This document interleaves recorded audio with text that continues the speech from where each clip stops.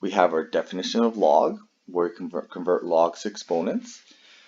We have our rule for adding logs, subtracting logs, multiplying logs, and change of base formula. Okay, those essentially are the only rules we really need to deal with any logarithms. Okay, so we're going to focus on those, and we'll introduce some other shortcuts, which are, we can kind of look at as laws as well, but really they're just kind of more shortcuts. So the big thing is the base of the log is the base of the exponent. Logs and exponents are the same thing. They're just the inverse operation of the other. Okay, so we need to make sure we are able to convert things from exponents to log and back and forth. So here, the base is 3, the exponent is 4, it equals x. Here the base is x, the log always equals the exponent, so the exponent is 2, and that is equal to 5. So if I were to solve for x here, I would need the exponent form. If I were to solve for x here, I would need the exponent form and undo the power of. So there's also these identities. Okay, so we should be able to simplify these using an identity. Okay, we can also kind of think through this. Log base 3 of 3x means the exponent, log is the exponent, on this base that gives us this answer, 3 to the power x. Well, that answer is going to be x. And this essentially is identity. The log and the exponent undo each other, so we start with x and we end with x. Okay, so these we should really think of as identities. So this is something very similar again. But in this case here, here's my identity. Okay, so we should really, that should just be x. If we kind of think about this, the base a, this is exponent on base a that gives me a to the power x. Well, I should get x, so that should just all be x. Okay, so again, there's a few ways we can think through this. Again, if you recognize that this is an identity, it will simplify things a lot because we can just say, yeah, that's just going to be x there. We could also say that this base a exponent and the log undo each other, so we're just going to be left with a to the x. So that's another way we can do it as well. It's nicer to, I think it's much more streamlined and efficient to be able to recognize the identities though. Okay, so we want to be able to convert these into common bases so that we can solve these. Okay, and we can use identity to solve these now. So in this case here, we've converted 36 to base 6, which matches the base here, and then we use identity to solve this. So we can do a similar thing here. We can convert this to a base 7 number, and then using our identity, okay, the argument becomes 7 to the negative 1. So using identity, that equals negative 1. Same thing here, we could, this is a little bit harder to think through. The base on here is 1/8. The exponent that gives us 64. Well, I've got to flip that fraction, and I've also got to square it. Okay, so that's going to give me negative 2 like that.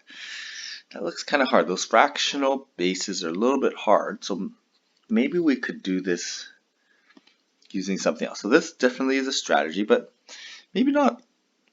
For some of you, it may be easier to do this. Change a base, because we could use any of those rules that we have. As long as we don't make up some new rule, we should be okay. Okay, so I'm just going to change it to base 8 because those are base 8 numbers.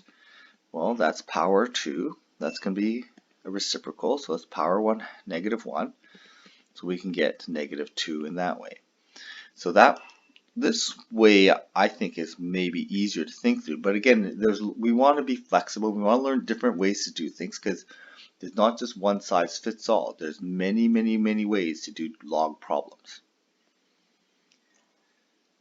So here we can change a base to base 10 to use a calculator too. And if we have non-related bases, we're going to need a calculator at some point.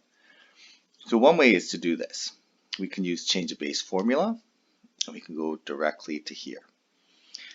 We could also convert it to an exponent and then just take the log of both sides of the equation. Okay, because if these arguments are the same, the logs should also be the same. So logging both sides of the equation should give us the same thing. And now I'm using power rule. I can bring the power out to the front and then solve for x algebraically. And I get this. So this change to base 10, we can generalize to change to any base. So in fact, this is one way we can prove the change of base formula. So before we just said, here's the formula, we never justified it, but here we'll justify the change of base formula. Okay, so the change of base formula looks like this. Log base a of b, okay, is equal to log of any base of the argument, log of that same base of the base. Okay, that's our change of base formula. Well, how can we justify this then? Okay, well, we'll do it this way. So we're going to say log base a of b equals, let's say y. Okay, and then we're going to convert this to an exponent. So basically, this is equal to y. Convert it to an exponent.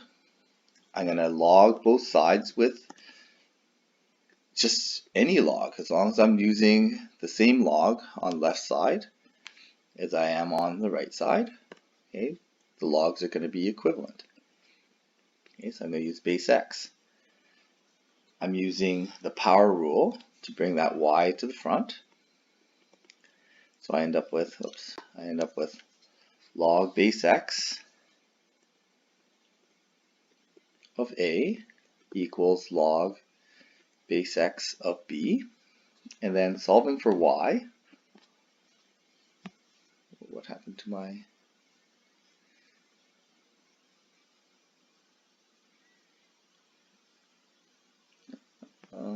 sorry, there we go, okay.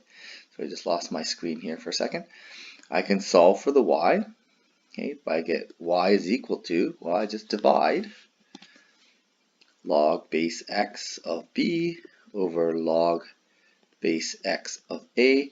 And I've justified my change of base formula here. Okay, so this is the same process where I can introduce these logs legitimately instead of just kind of saying, well, that's the change of base formula. But our change of base formula is very efficient, so we don't want to be doing this every single time. So we're going to use that shortcut. Okay, so there's the justification of change of base formula.